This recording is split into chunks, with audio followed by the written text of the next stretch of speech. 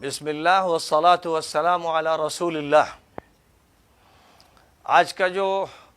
موضوع ہے وہ دینی اعتبار سے بڑی اہمیت رکھتا ہے، سیاسی اعتبار سے بھی بڑی اہمیت رکھتا ہے، عسکری اعتبار سے بھی اس کی بڑی اہمیت ہے، اور بین الاقوامی صورتحال میں بھی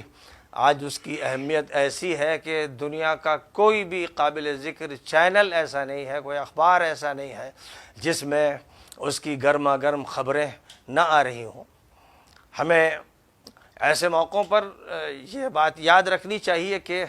نبی اکرم صلی اللہ علیہ وسلم کے ذریعے سے جو عالمی انقلاب برپا کیا گیا اور جس کے سلسلے میں اللہ تعالیٰ نے فرمایا تھا هو الذی ارسل رسولہ بالہدی ودین الحق لیظہرہ علی الدین کلہ ولو کرہ المشرکون، کہ اللہ تعالیٰ نے اپنے پیغمبر کو ہدایت دے کر اور دین برحق دے کر بھیجا ہی اسی لیے ہے کہ تمام ادیان پر اللہ ان کے دین کو غالب فرمائے گا۔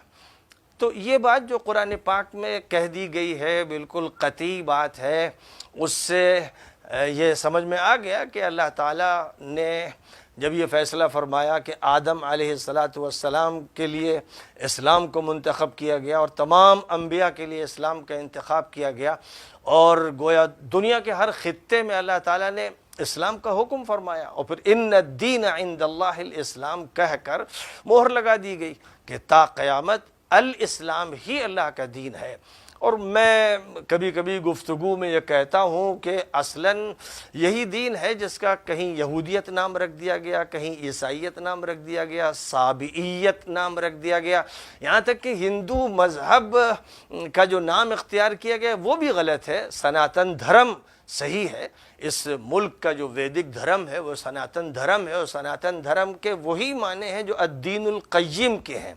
جو صحیح دین کے اور دائمی دین کے ہیں۔ اس اعتبار سے اگر سناتن دھرم کی صحیح تشریح کی جائے تو وہ پھر اسلام ہی کے لفظ سے ظاہر ہوگی۔ اور محمد ان دی بائبل میں ڈیوڈ بنجامین نے یہ بات لکھی ہے کہ شلوم کا جو لفظ ہے وہ در حقیقت اسلام کا لفظ ہے جو بائبل میں استعمال ہوا ہے، اور اسی کے ساتھ ساتھ انہوں نے اس کا بھی دعویٰ کیا کہ محمد کے لفظ کے ساتھ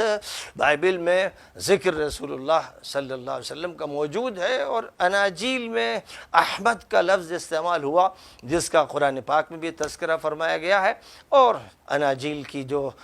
تشریحات اور تحقیقات ہیں ان سے بھی یہ بات واضح ہوتی ہے۔ تو بہرحال ان الدین عند اللہ الاسلام ہے۔ اب ہم چونکہ اسلام کو ایک قومی مذہب کی حیثیت سے پیش کرنے لگے، ہندوستان کی سیاست دو قومی نظریے پر مبنی تھی، جس کی بنیاد پر دو ٹکڑے ہوئے، پھر تین ٹکڑے ہوئے، پاکستان گویا ایک قوم کی نمائندگی کر رہا ہے، ہندوستان ایک قوم کی نمائندگی کر رہا ہے۔ یہاں سے ایک بہت بڑی بھیانک غلطی ہوئی ہے، اور ہم نے اس طرح مذہب کو قومیت کے ساتھ جوڑ دیا۔ تو ظاہر ہے کہ یورپ میں نیشنلزم کا جو تصور پیش کیا گیا ہے وہ در حقیقت ایک فکری بت ہے،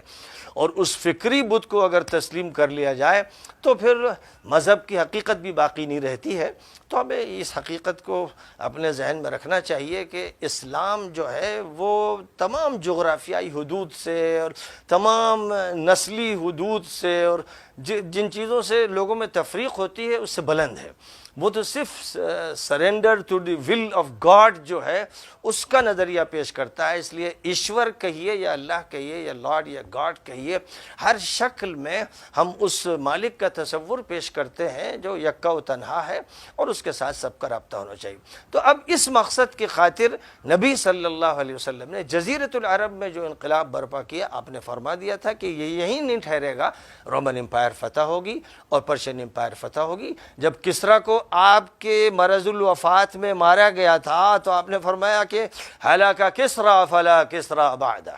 ولا یہلکن قیصر فلا قیصر بعدہ۔ کسریٰ تباہ ہو گیا، اب کوئی کسریٰ نہیں ہوگا، آئندہ قیصر بھی تباہ ہو جائے گا، کوئی قیصر نہیں ہوگا۔ یہ بات آپ نے فرمائی تھی، اور 1450 سال گزر گئے ہیں، ایران میں کوئی کسریٰ نہیں ہوا پھر، اور روم میں کوئی قیصر نہیں ہوا پھر۔ یہ پیشین گوئی حرف بحرف پوری ہوئی ہے، اور ظاہر ہے کہ اب اس نئے دور میں پرشین امپائر اور رومن امپائر کی جگہ 90 سے پہلے تک ایک طرف رشین امپائر تھی، اور ایک طرف American empire, Russian bloc, American bloc. Russian bloc کا جنازہ افغانستان میں 90 تک نکال دیا گیا۔ اب جو دور ہے 2021 کا دور، اس میں امریکہ کا جنازہ نکل رہا ہے، مزید نکل جائے گا۔ تو ہمیں یاد رکھنا چاہیے کہ جب حضرت عمر رضی اللہ تعالیٰ عنہ کے زمانے میں سن 15 ہجری میں فلسطین کو فتح کیا گیا، جس میں سب سے بڑا کارنامہ حضرت ابو عبیدہ ابن الجراح رضی اللہ تعالیٰ عنہ کا تھا، اور حضرت عمر کے سلسلے میں عیسائیوں نے یہ درخواست کی تھی حضرت ابو عبیدہ سے کہ آپ اپنے امیر المومنین کو بلائیے، ہم انہی کے ہاتھ میں چابیاں دے دیں گے۔ تو حضرت عمر مدینہ منورہ سے تشریف لے گئے تھے اور انہیں چابیاں دی گئیں، اور حضرت عمر نے جس طرح امن و سلامتی کا عملی درس دیا ہے کہ جس وقت کلیسا میں تھے اور ظہر کا وقت آ گیا تھا اور پادریوں نے کہا کہ نماز آپ یہاں پڑھ لیں، تو فرمایا کہ یہاں نماز پڑھ لوں گا تو تمہارا کلیسا چھن نہ جائے، کہیں اس کو لوگ زبردستی مسجد نہ بنا لیں، اس لیے جہاں مسجد اقصیٰ تھی میں وہاں نماز پڑھوں گا۔ باہر جہاں کوڑا پڑا ہوا تھا، فرمایا کہ یہ جگہ تھی، وہاں صفائی کی گئی، خود وہ صفائی میں شریک ہوئے، دھلائی کی گئی، پھر حضرت عمر نے ظہر کی نماز وہاں پڑھی، اور اس کے بعد ایک جو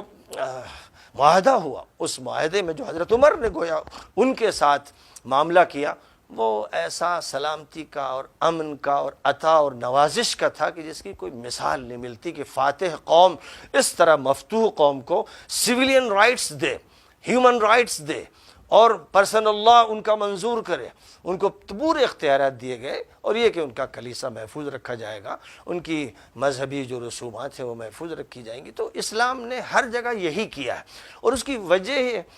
یہ ہے کہ جو تعلیمات ہیں اللہ و رسول کی، وہ یہی ہے کہ اسلام تو امن و سلامتی کا پیغمبر ہے، اور وہ صرف ظالموں کے ہاتھوں سے اور ان کے شکنجوں سے عوام کو آزاد کرنے کے لیے برپا کیا گیا ہے، جس کی سب سے بڑی دلیل یہ ہے کہ اگر اسلام میں زور زبردستی ہوتی تو عوام اس کو بحیثیت مذہب کے قبول نہ کرتے، لیکن جہاں مسلمان گئے، عراق میں، سیریا میں، ایران میں، افغانستان میں، ازبکستان میں، اور ادھر ایجپٹ سے لے کر مراکو تک، وہاں 100% لوگ مسلمان ہوئے، جس کا مطلب یہ ہے کہ لوگوں نے یہ محسوس کیا کہ یہ ظالموں کو ہٹا رہے ہیں اور ہمیں آزادی دینے کے لیے آئے ہیں، یہ بات سب نے محسوس کی، اس لیے 100% لوگ اسلام میں داخل ہوئے۔ تو جہاں تک فلسطین کا تعلق ہے اس کو فتح کیا گیا۔ پھر جو ٹکراؤ تھا فلسطین کی سرزمین کا، وہ مسلمانوں اور عیسائیوں کا تھا۔ مسلمانوں نے عیسائیوں سے چارج لیا تھا، اور چارج بھی پرامن طریقے پر لیا تھا، اور پھر ایک وقت ایسا آیا 5ویں صدی کے اختتام پر 492 کے قریب، کہ جب مسلمانوں کی خانہ جنگیوں اور انتشار کی وجہ سے صلیبیوں نے اسے چھین لیا، اور تقریباً 585 تک پھر وہ ان کے ہاتھ میں رہا، اور اس کے بعد پھر مسلمانوں نے یعنی صلاح الدین ایوبی کی قیادت میں بیت المقدس کو واپس لیا۔ تو یہ مسلمانوں کو اللہ کی طرف سے عطا کردہ سرمایہ ہے، اور سورۃ الاسراء کی پہلی آیت میں سبحان الذی اسریٰ بعبدہ لیلا من المسجد الحرام الی المسجد الاقصی الذی بارکنا حولہ لنریہ من آیاتنا میں بات یہ واضح فرما دی گئی ہے کہ آخری نبی کی عالمی قیادت کے لیے اللہ تعالیٰ نے یہ فیصلہ فرمایا کہ مسجد حرام سے مسجد اقصی لے جایا جائے، پھر پوری دنیا میں جتنے بھی انبیاء برپا ہوئے ہیں سب کی امامت کر کے یہ ثابت کر دیا جائے کہ محمد امام الانبیاء ہیں اور سید المرسلین ہیں صلی اللہ علیہ وسلم۔ یہ ایک واقعہ۔ یہودیوں سے مسلمانوں کی کوئی لڑائی نہیں ہوئی، مسلمانوں نے ہمیشہ یہودیوں کو پناہ دی ہے، اسپین میں انہوں نے پناہ دی ہے، ٹرکی میں انہوں نے پناہ دی ہے، تمام ملکوں میں ان کو پناہ دی ہے۔ نبی پاک علیہ السلام نے مدینہ منورہ میں پناہ دی، حقوق دیے، ہر طرح کی راحت فراہم کی، اور یہ شرط تھی کہ غداری نہ کریں۔ جب غداری کی بنو قینقاع نے تو ان کو نکالا گیا، جب غداری کی بنو نذیر نے تو ان کو نکالا گیا، جب غداری کی بنو قریظہ نے تو ان کو سزا دی گئی، اور تورات کے مطابق سزا دی گئی۔ باقی ٹسل مسلمانوں اور یہودیوں کی نہیں تھی، ٹسل تو عیسائیوں اور یہودیوں کی رہی، اور اتنی بھیانک رہی ہے کہ قرآن پاک میں تو بہت اجمالی حوالے ہیں، لیکن اگر آپ یورپین لٹریچر دیکھیں اور ہسٹری دیکھیں تو آپ دیکھیں گے ایسی بھیانک جنگیں عیسائیوں اور یہودیوں میں ہوئی ہیں کہ آگ کے الاؤ جلا جلا کر کبھی یہودیوں نے عیسائیوں کو پھینکا، کبھی عیسائیوں نے یہودیوں کو پھینکا، ہاتھ پیر کاٹے، خون کی ندیاں بہا دی گئیں، یہ وہ کرتے رہے۔ اور حضرت عیسیٰ سے پہلے بخت نصر نے جو عراق کا حاکم تھا 585 قبل مسیح میں جو حملہ کیا تھا، اس زمانے میں اس نے یہودیوں کے تتر بتر کر دیا اور جو مسجد تھی اسے توڑ دیا، تورات کے سارے نسخے جلا دیے۔ ایک یہ واقعہ پیش آیا تھا جو بڑا واقعہ ہے۔ دوسرا واقعہ سن 70 عیسوی میں پیش آیا جب ٹائٹس نے عیسائیوں کا پارٹ لیتے ہوئے یہودیوں کو مارا، بری طرح مارا، یعنی قتل عام کیا گیا۔ یہ دو بڑے واقعات ہیں۔ اس کے بعد پورے یورپ کی تاریخ پڑھیے تو ہر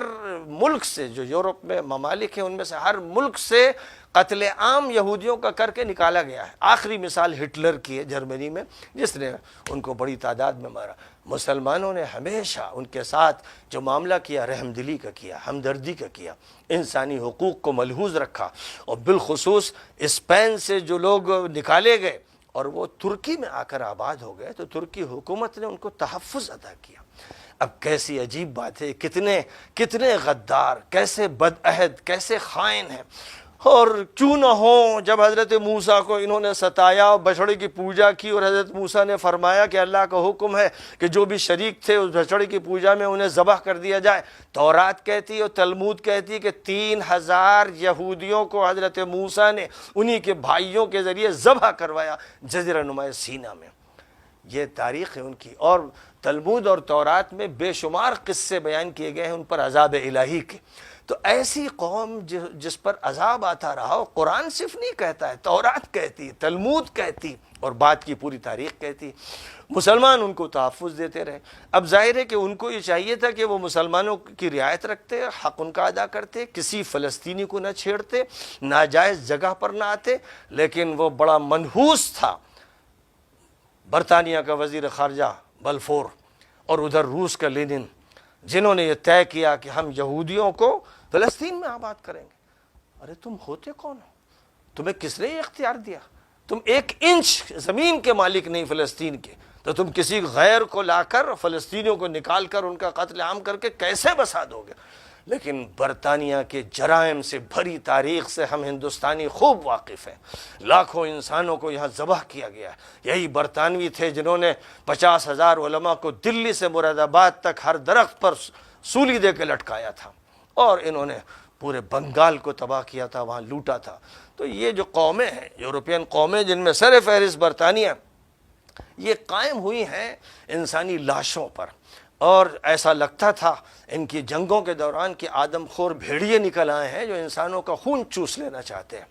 تو بہت ہی خطرناک قسم کی تاریخ ہے، اور یہ جو تاریخ ہے، اس تاریخ میں ہم سب جانتے ہیں کہ جو برطانیہ نے سازش کی اور جس کو فوراً امریکہ نے قبول کیا، اور یونائٹڈ نیشنز آرگنائزیشن جو یہودیوں کا ہی قائم کردہ ایک ادارہ تھا، بیک میں وہ تھے، اس نے فوراً منظوری دی۔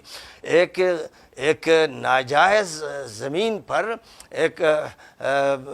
قوم کا اس طرح سے آباد کیا جانا، اور پھر جو وہاں کے اصل مالک تھے ان کو گھروں سے نکالنا، ان کے گھر توڑ دینا، اپنی آبادیاں بسانا، کس قانون میں جائز؟ UN کا چارٹر ایک دھوکہ ہے، ایک فراڈ ہے۔ اس کے پیچھے کچھ غنڈے اور بدماش ہیں جن کو ویٹو پاور دی گئی ہے۔ ویٹو پاور کا مطلب ہر حق جو انسان کو دیا گیا ہو، عورت کو دیا گیا ہو، کسی بچے کو دیا گیا ہو، اس کو چھیننے والے غنڈے ویٹو پاور رکھنے والے ملک کہلاتے ہیں۔ امریکہ نے کتنی مرتبہ ویٹو پاور استعمال کر کے